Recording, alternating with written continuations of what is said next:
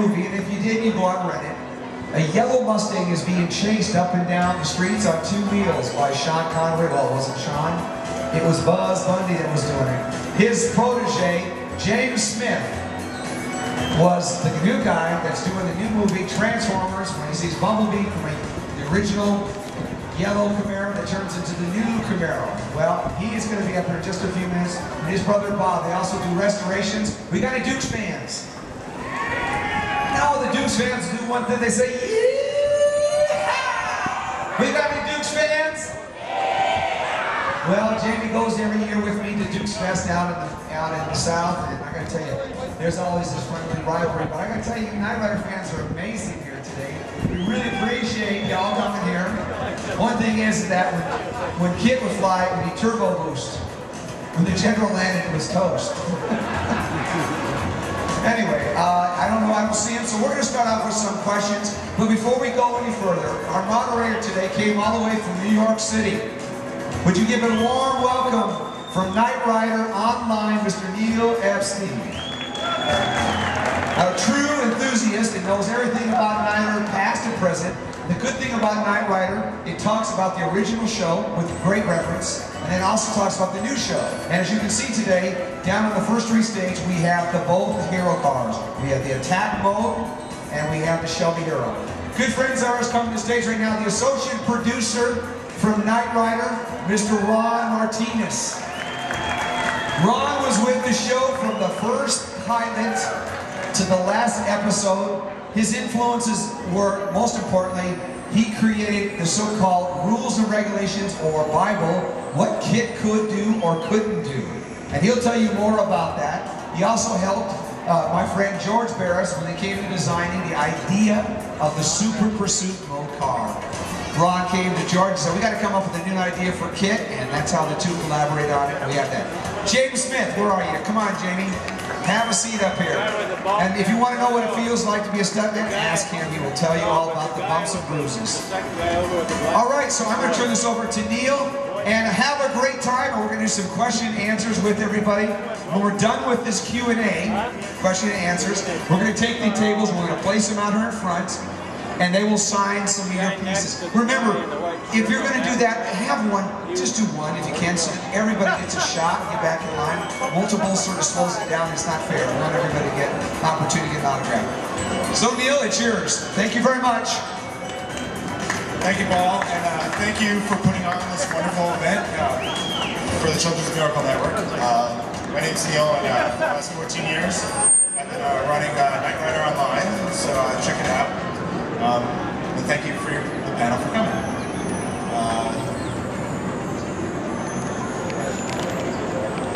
And we are accepting donations for the Children's Miracle Network, so please. And this is a special presentation. Okay. So, David. So let's start. Michael Stefan, can you tell us a little bit about how you designed the kit? Testing. Hey, we're live. Hi guys, thanks so much for coming. This is so unexpected. 27 years ago, I was 27. And that's right, this time of year, I got a call from Glenn Larson's office. And they said, we'd like to build this Pontiac that could drive around, talk. I thought, it sounds pretty neat. I met Glenn, I made a bunch of sketches.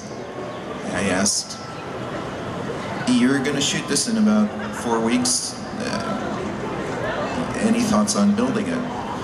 And he says, do you have any thoughts on building it? And I said, sure. I'd gone to school as an automotive designer, and I'd worked on about maybe, I don't know, 14, 15 movies at that point. Designed all kinds of rocket ships. We made them out of cardboard, egg cartons, whatever we could afford. Worked on some bigger movies, like Brainstorm. And this was an unbelievable opportunity. So I rented a space. We hired some great guys, prototype guys. I had aircraft school experience. I thought I was going to build airplanes, and some fabrication experience, and I love to draw. So I made the sketches. We built the car, I don't know, maybe it took about 12 working days. maybe 14 something. Great crew. All credit goes to that crew. Robin Riley making all kinds of parts. Leslie Ecker. Bob Wilcox, incredible electronics guy.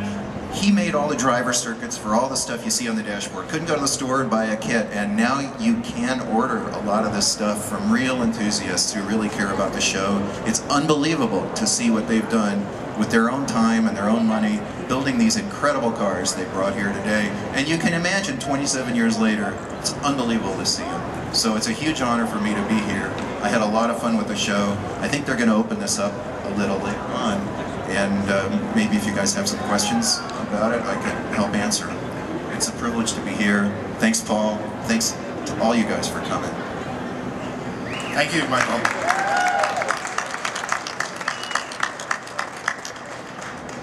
So Ron Martinez also started with the series pretty early. Came on after they shot the presentation for NBC, and once it was lit for series, Ron became a director, was it? You started as? Producer. Producer. Hello? But you started as, what did you start at, your job originally? Well, my gosh, I started as an assistant director on the show. That's a funny story, too. And I've been doing that for years. And then I became the production manager, and then I became a producer on the show. Then, after that, I went on, I did a number of shows, mostly for Universal, and I became vice president in charge of television production for Universal Studios for 7 years till Seagram's came in. And of course they wanted their own people, and I was hoping that they would wait till they opened the corner store. But no luck. And so after that, then I went back to producing and produced a number of shows for Viacom Productions until they were put out of business, or they left the business because they were also owned by CBS, and they also had Paramount Studios, and I kept wondering, when is somebody going to realize they don't need all those three places? So Viacom was the first one to go. So after that, I worked on my cars, played with my cat, and I listened to my wife. It was the first time ever.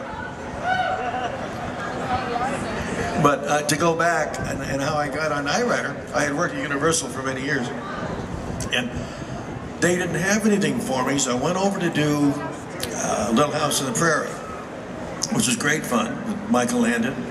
And okay, so we did a year, and the reason they hired me was because they split up their crews because they were doing Father Dowling, I think, or some religious thing, which is real good. And so they hired me, and well, we had a great time.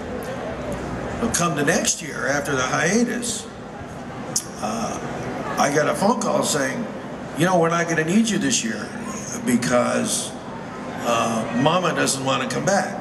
Karen Grassley. You all remember Karen Grassley. She didn't want to come back. Okay, well then, all right. You get another phone call later, say, hey, we're back. Karen decided to come back. Okay, great.